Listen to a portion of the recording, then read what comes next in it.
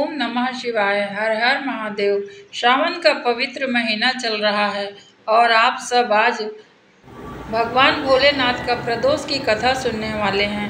भौम प्रदोष, भौम यानी मंगलवार को जो प्रदोष पड़ता है उसकी कथा मैं आपको बतलाने जा रही हूँ। किसी भी माह में त्रयोदशी तिथि को प्रदोष तिथि का व्रत किया जाता है और प्रदोष तिथि में भगवान शिव जी को समर्पित यह तिथि मंगलवार को पड़ने के कारण यह प्रदोष को भौम प्रदोष कहा जाता है। और धार्मिक मान्यताओं के अनुसार प्रदोष व्रत में कथा सुनने कहने वाले भगवान भोलेनाथ के कृपा पात्र बनते हैं। आइए जानते हैं प्रदोष व्रत की कथा। भौम प्रदोष व्रत की कथा सुनने व कहने से देवों के देव महादेव का आशीर्वाद आपको प्राप्त होता। आर्थिक परेशानी से यदि बहुत टाइम से आप जूझ रहे हैं तो मंगलवार पड़ने वाला प्रदोष त्रयोदशी के दिन आप अवश्य करें और अपनी आर्थिक परेशानी खत्म कर सकते हैं। एक बात और आपको बतला दूं, ना ही मंगलवार को किसी से कर्ज लीजिए और ना किसी को कर्ज देना चाहिए, क्योंकि यदि इस दिन आप कर्ज ले लिए तो कभी चुका नहीं पाएंगे और यदि किसी को कर्ज दे दिए तो वो आपका पैसा कभी वापस नहीं करेगा, यह बतलाया गया है। आइए भौम प्रदोष की कथा सुनते हैं। सूत जी कहते हैं, अब मैं मंगलवार त्रयोदशी प्रदोष व्रत की विधि विधान कहता हूँ। मंगलवार का दिन व्याधियों का नाशक है। इस दिन इस व्रत में एक समय व्रती को गेहूं और गुड़ का भोजन करना चाहिए। इस व्रत के करने से मनुष्य सभी पापों और रोगों से मुक्त हो जाता है, इसमें जरा भी संशय ना करना। कथा क्या होती है? कथा वो है जो हो चुकी घटना को कोई कहता है, उसी को कथा कहते हैं। प्राचीन समय की बात है, एक बुढ़िया की कथा आप सभी को बतलाती हूँ। किस प्रकार भगवान भोलेनाथ की कृपा से उसके घर में सब कुछ प्राप्त हो गया। एक नगर में एक बुढ़िया रहती थी। उसके मंगलिया नाम के एक पुत्र था। उस बूढ़ी माँ को भगवान हनुमान जी पे बड़ी श्रद्धा थी।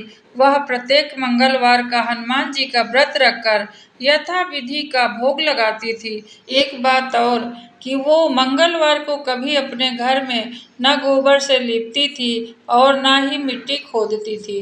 मंगलवार को यह करना भी मना है।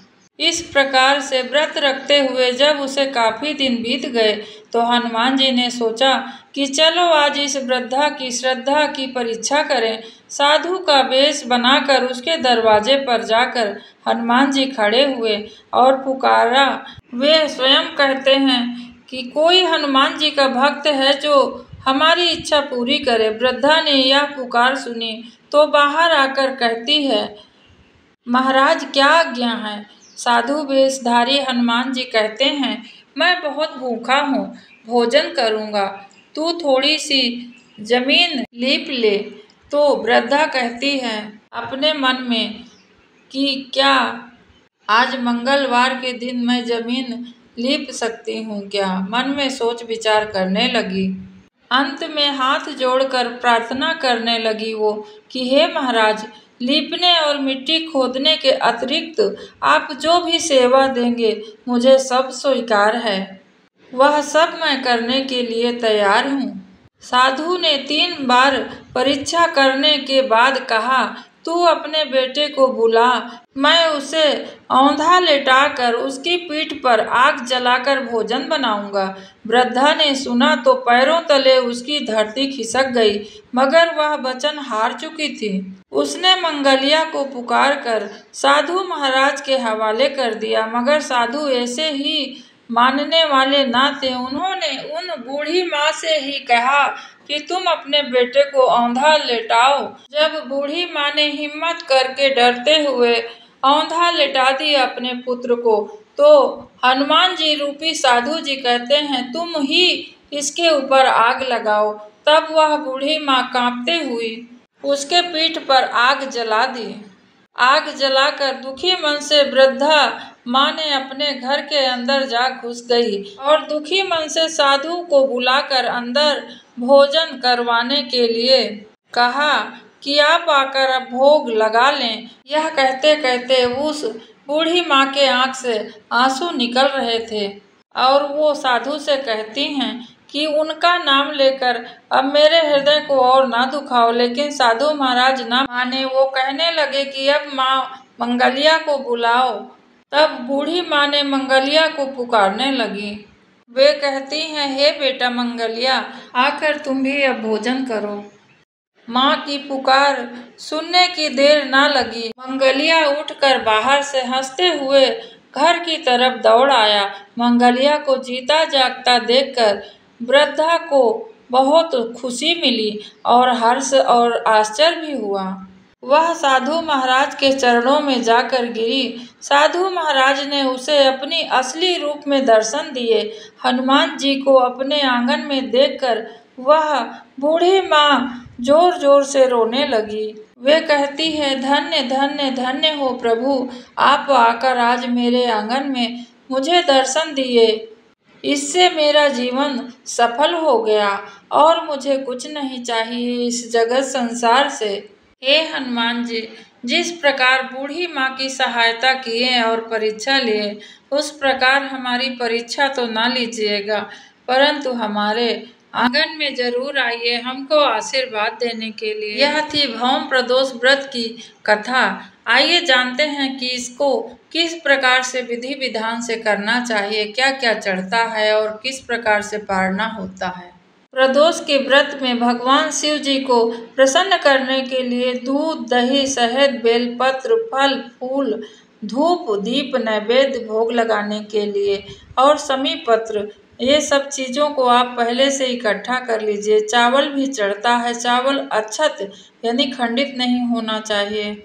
और अभिषेक के लिए गंगा जल जरूर रखिए। सुगंधित तेल और यदि चमेली का हो सके तो जरूर चढ़ाइए। भौम प्रदोष में हनुमान जी की भी पूजा की जाती है शिव जी के साथ साथ। उन्हीं के 11वें अवतार माने जाते हैं हनुमान जी शिव जी के। चमेली के तेल को हम इसलिए भी हनुमान जी पे अर्पित करते हैं यानी दिया लगाते हैं उससे, क्योंकि माना जाता है कि इससे धन धान्य और वृद्धि होती है।